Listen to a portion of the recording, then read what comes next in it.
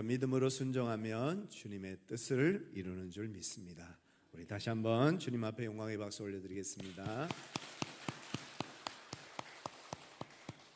이 시간 우리에게 주시는 하나님의 말씀, 구약성경 시편 75편 1절에서 3절까지 말씀 함께 보시겠습니다. 제가 가진 성경으로는 구약성경 857면입니다. 구약성경 시편 75편 1절에서 3절까지 말씀, 우리 같이 한 목소리로 읽겠습니다. 하나님이여, 우리가 주께 감사하고 감사함은 주의 이름이 가까움이라. 사람들이 주의 기이한 일들을 전파하나이다. 주의 말씀이 내가 정한 기약이 이르면 내가 바르게 심판하리니 땅의 기둥은 내가 세웠거니와 땅과 그 모든 주민이 소멸되리라 하시도다. 아멘. 제가 일반 대학 다닐 때 학과 선배들 중에 군대를 일찍 갔다 온 예비역들이 있었습니다. 그 예비역들이 시험 기간만 되면 못된 짓을 하기 시작했습니다. 자기들끼리 컨닝 페이퍼를 만들어 가지고 돌리면서 시험을 쳐서 성적을 잘 받아서 그 중에는 몇몇은 장학금까지 타는 겁니다. 참 이 선배들이라서 뭐라고 하지도 못하고 참 이건 아닌데 하는 생각을 했던 그런 기억이 있습니다. 우리가 세상에 나가보면 불의하고 불법적인 방법으로 이득을 취하고 부당한 방법으로 높은 지위를 차지하는 사람들 종종 보게 되죠. 그에 비해서 정직하고 바르게 사는 사람들, 참 진실하게 살려고 애쓰는 사람들이 오히려 어려움을 겪고 또 힘든 고난을 겪는 것을 보게 되기도 합니다. 그럴 때마다 이 의롭게 사는 사람들 마음속에 이런 생각이 듭니다. 내가 뭔가 잘못 살고 있는 것 아닌가? 나도 저 사람들처럼 저렇게 불법도 행하고 또 불의한 일도 행하면서 그렇게 사는 것이 오히려 맞는 인생이 아닐까? 내가 너무 순진하게 살고 있지는 않나? 참 바보같이 살고 있는 것은 아닌가 하는 이런 의심과 또 생각을 하게 될 때가 있습니다. 이것을 성경은 악인의 형통과 의인의 고난이라고 정의를 하죠. 오늘 본문 말씀 4절 5절을 같이 한번 읽어보실까요? 같이 읽겠습니다.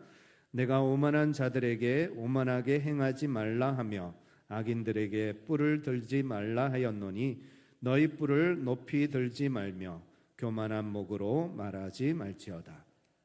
시편 75편은 아삽의 시편이라고 되어 있습니다. 이 아삽이 어떤 상황이었는지는 정확하게는 알 수 없습니다. 그러나 이 4절 5절을 읽어보니까 오만한 자 그리고 악한 자들이 뿔을 높이 세우고 있는 그런 이제 상황이었다는 겁니다. 뿔이라는 말은 자존심, 영광 혹은 교만을 상징합니다. 오만한 자들, 악한 자들이 뿔을 세우면서 자신의 영광을 자랑하고 자신의 성공을 자랑하고 자신이 이렇게 멋들어진 인생을 살고 있다는 것을 자랑하는 그런 상황이라는 겁니다. 그리고 반대로 믿음의 사람들은 그 모습을 지켜보면서 한편으로는 부러워하고 또 한편으로는 배아파하고 또 한편으로는 분노하면서 어떻게 이럴 수 있습니까? 하고 하나님 앞에 원망하게 되는 그런 상황에 놓여 있다는 것입니다. 그런 상황 속에서 이 시편이 지어졌습니다. 악하고 오만한 자들이 잘되고 반대로 정직하고 의로운 자들이 어려움을 겪는 악인의 형통과 의로운 자들의 고난 앞에서 우리는 어떤 믿음을 가지고 살아가야 하는지 오늘 말씀을 통해서 하나님이 우리에게 주시는 음성을 함께 들을 수 있기를 원합니다. 첫 번째로 우리에게 주시는 말씀은 그럼에도 불구하고 하나님이 악인들을 심판하신다는 것입니다. 2절과 3절 다시 한번 같이 읽겠습니다.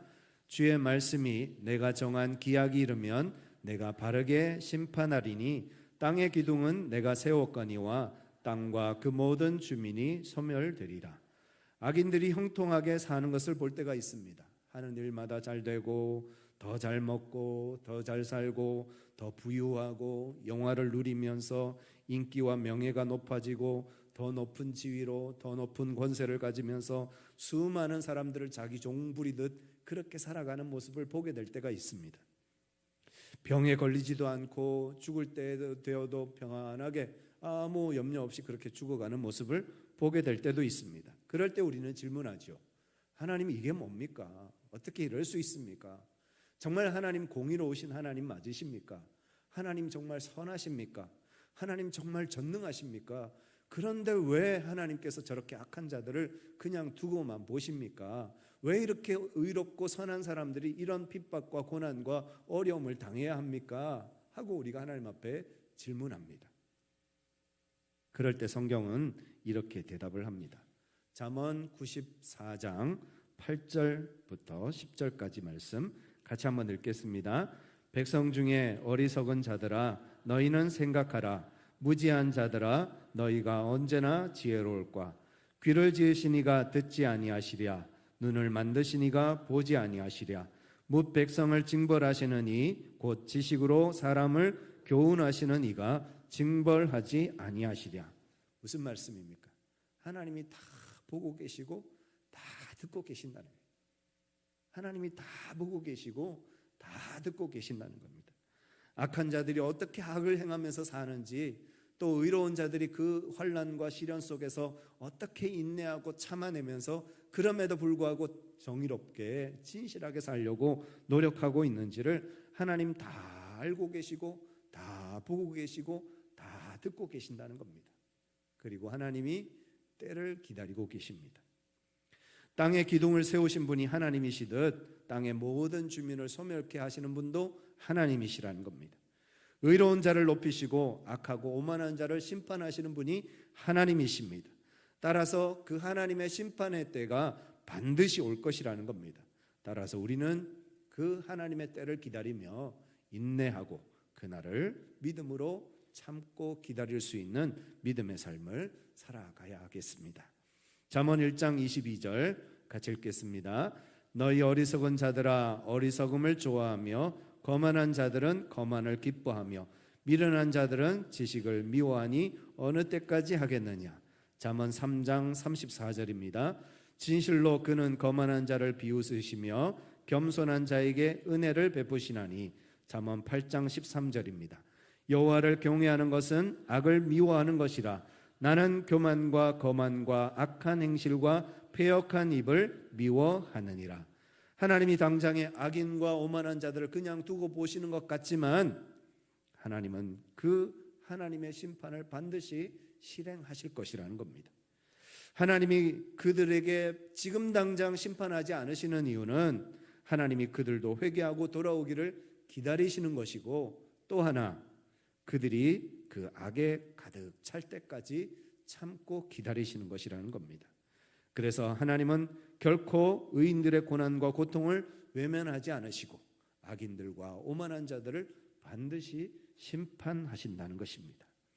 랜디 알콘이 지은 악의 문제 바로 알기라는 책이 있습니다.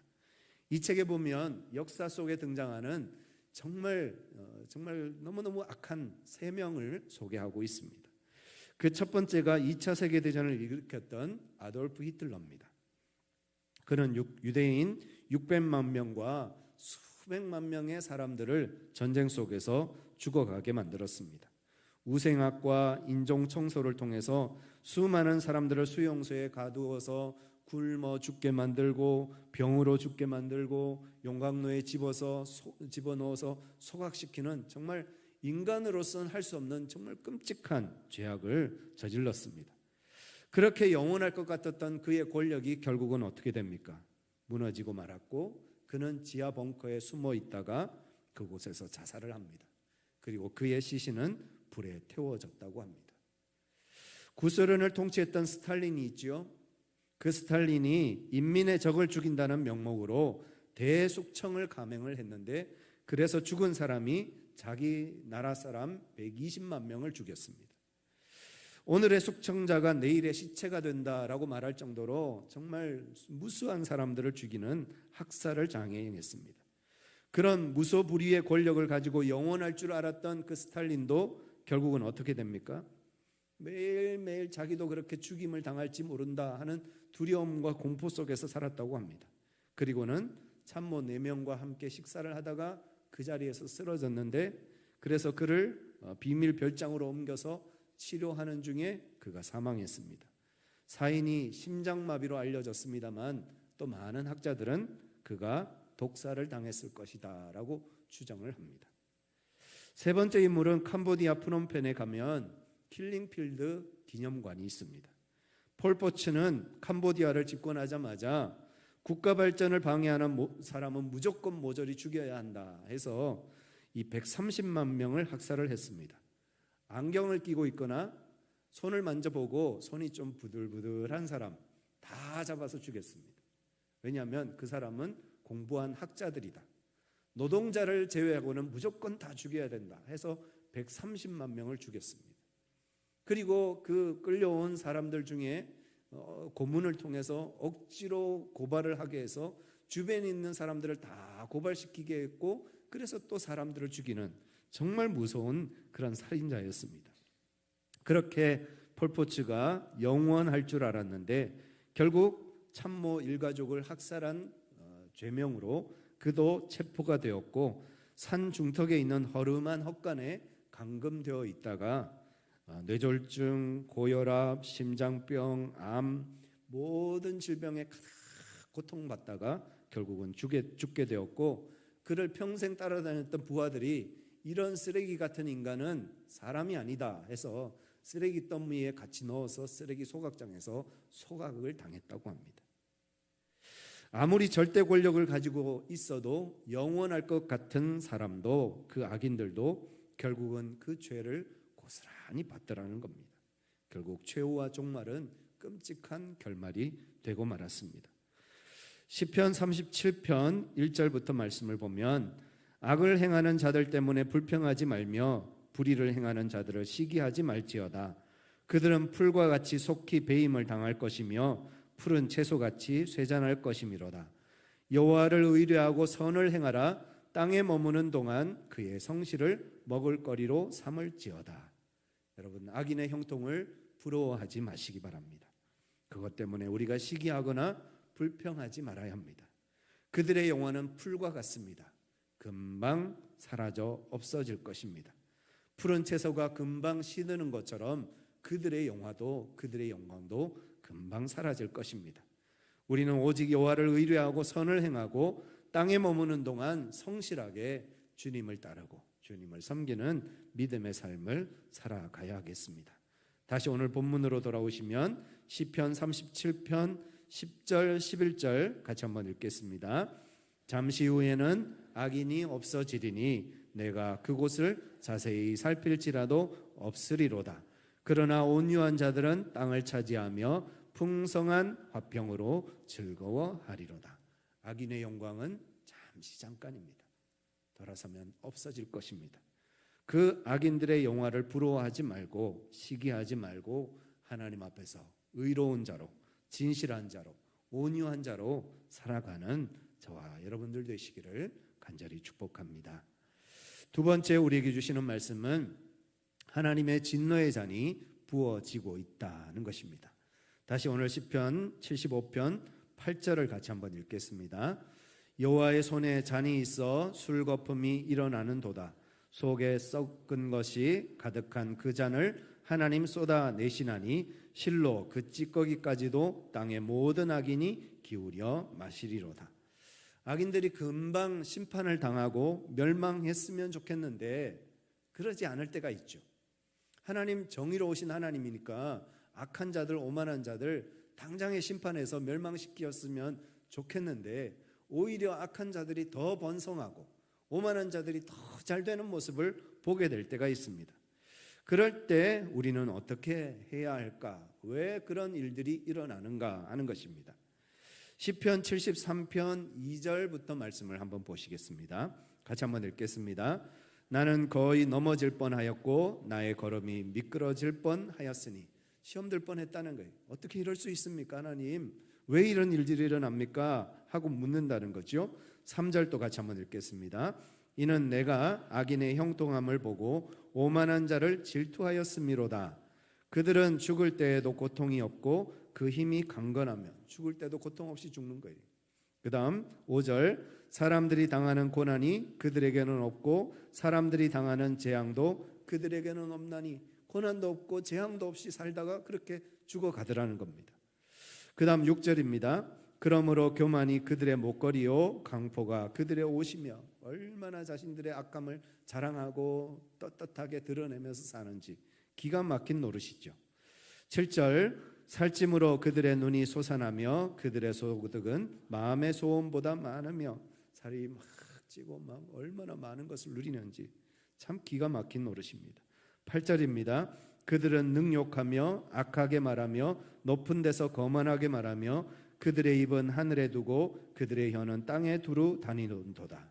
참 악한 말들 쏟아내면서 자신들이 얼마나 그렇게 악하게 사는지를 마치 자랑하듯이 떠벌리고 다니는 그런 악인들이 있더라는 겁니다.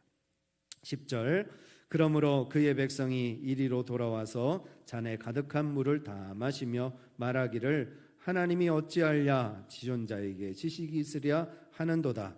볼지어다 이들은 악인들이라도 항상 평안하고 재물은 더욱 불어나는도다. 내가 내 마음을 깨끗하게 하며 내 손을 씻어 무죄하다 할 것이 실로 헛되도다.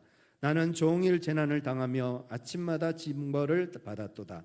내가 만일 스스로 이르기를 내가 그들처럼 말하리라 하였더라면 나는 주의 아들들의 세대에 대하여 악행을 행하였으리이다.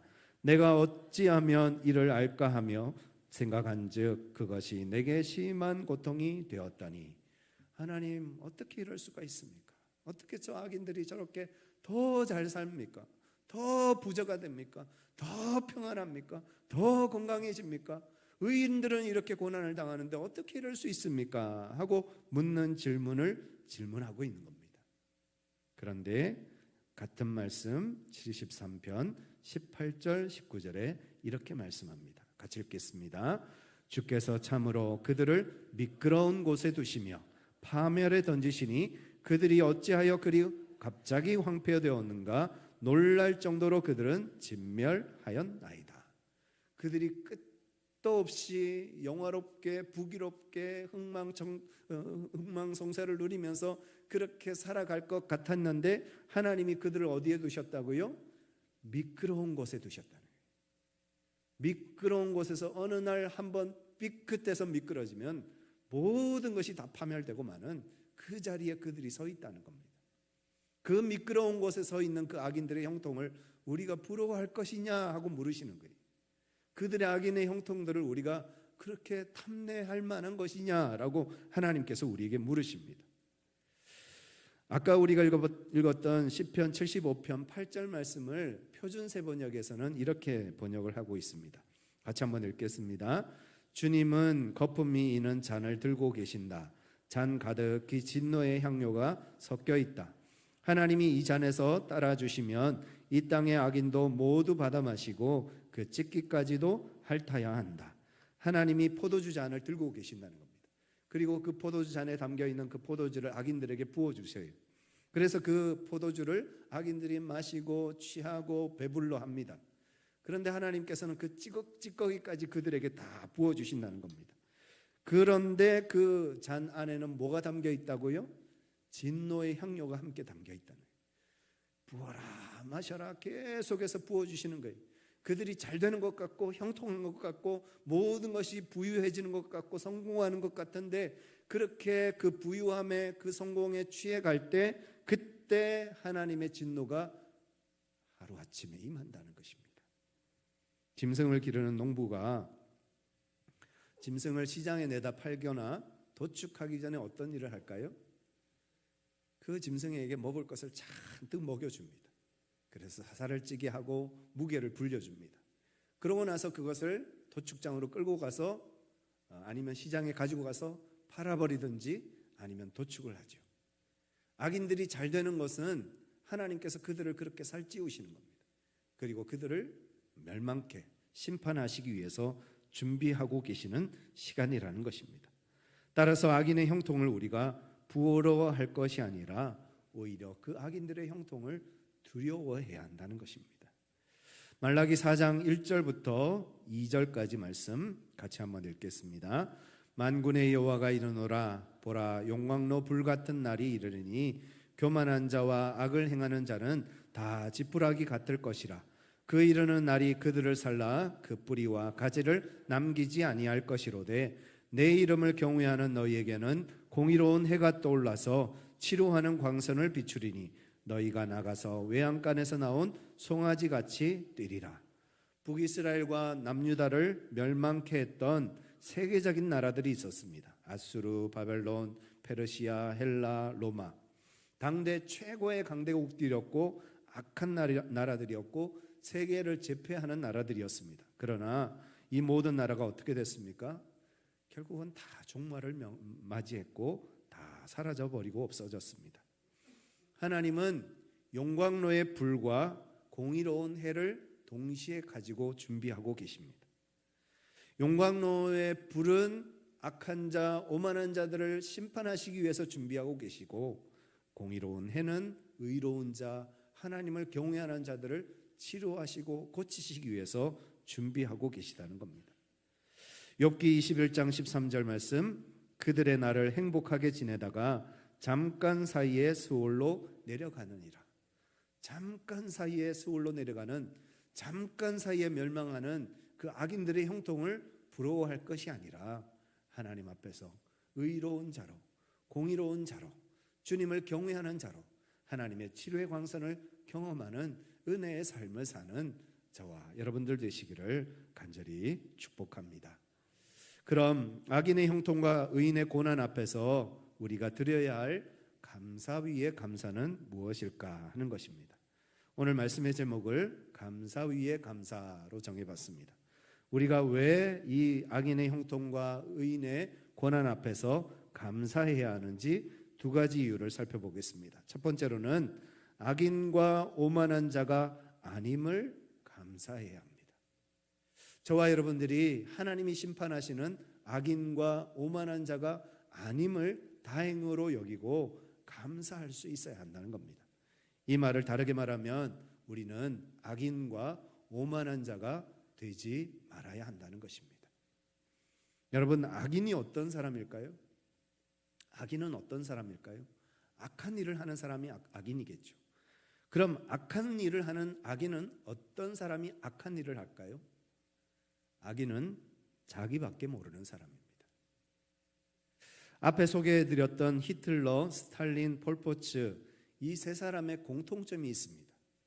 역사적으로 정말 악인이라고 일컬어지는 사람들의 공통점이 하나 있습니다. 그게 뭔가 하면 집에 가면 좋은 남편이고 좋은 아버지였다는 겁니다.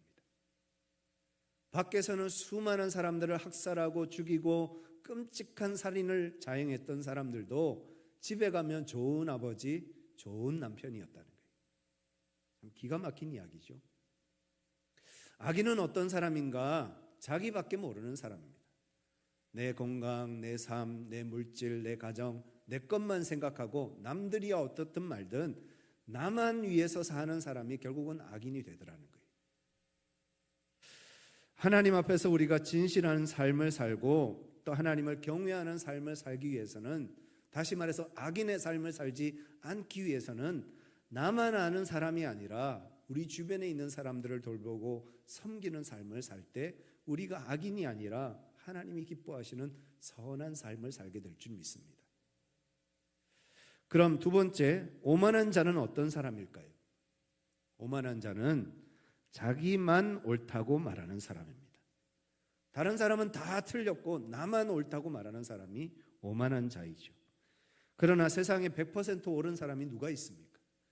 예수님만이 죄가 없으신 분이시고 이 땅에 태어난 모든 인간은 다 죄인입니다. 다 연약함이 있고 실수가 있고 나약함이 있습니다. 우리의 연약함을 고백할 줄 아는 겸손한 마음을 가진 사람, 그 겸손한 마음을 가진 사람이 오만한 자가 되지 않고 하나님의 기뻐하시는 진실한 삶을 살게 되는 줄 믿습니다. 악인과 오만한 자가 아님을 감사하고 자기밖에 모르고 자기만 옳다고 말하는 사람이 아니라 타인을 돌아보고 타인을 섬길 수 있는 믿음의 삶을 사는 저와 여러분들 되시기를 간절히 축복합니다. 두 번째 우리가 올려드려야 할 감사는 우리가 의인 되었음에 감사해야 하겠습니다. 저와 여러분들은 의인이 되었습니다.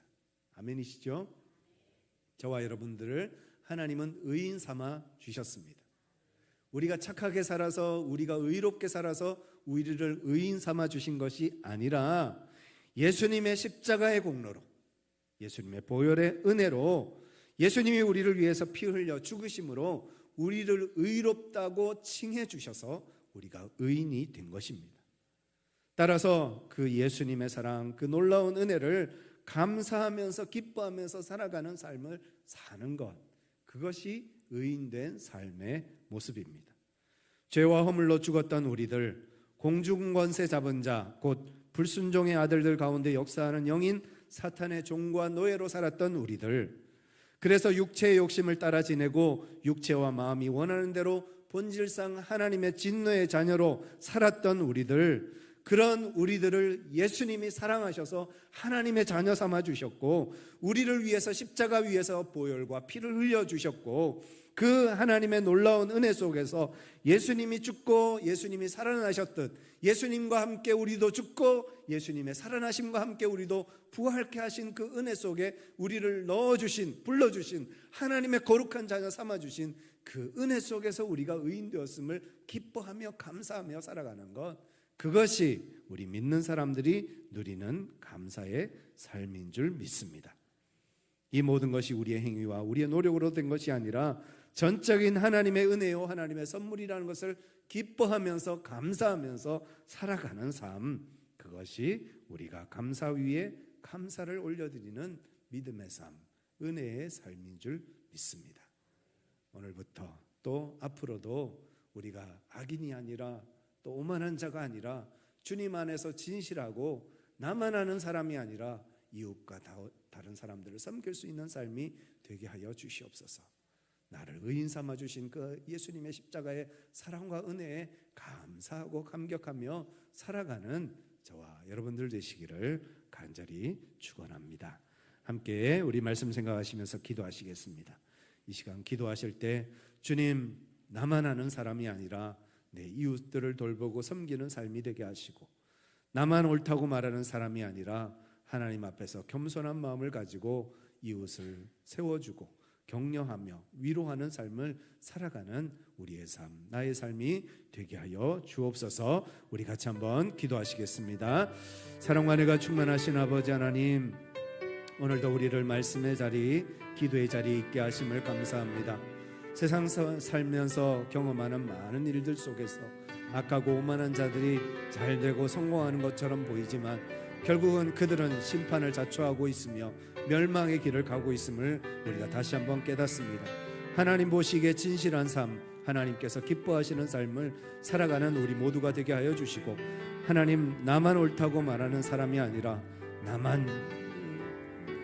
나만을 위해서 사는 삶이 아니라 주님의 영광을 위해서 또 가난하고 어려운 이웃들과 우리 주변에 있는 우리 가족들을 섬기는 믿음의 삶을 살아가는 우리의 삶이 될 수 있도록 하나님께서 함께하여 주시고 인도하여 주옵소서. 사랑과 은혜가 충만하신 아버지 하나님, 오늘도 주님 앞에 감사합니다. 우리가 악인이 아니라 오만한 자가 아니라 하나님 앞에서 겸손한 자로 또 하나님의 신실하심을 믿고 따라 걸어가는 신앙인으로 우리를 불러주셨고, 우리는 의롭지 않지만, 우리는 죄로 가득하지만 예수님의 십자가의 공로와 사랑으로 우리를 의롭다 칭해 주심을 감사합니다. 그 은혜와 그 사랑을 기억하면서 매일매일 주님의 뜻을 이루며 주님의 역사를 이루어가는 믿음의 삶을 사는 우리 모두가 되게 하여 주시옵소서. 우리 주 예수 그리스도의 이름으로 간절히 기도드리옵나이다. 아멘. 다 같이 일어나셔서 함께 찬양하시겠습니다.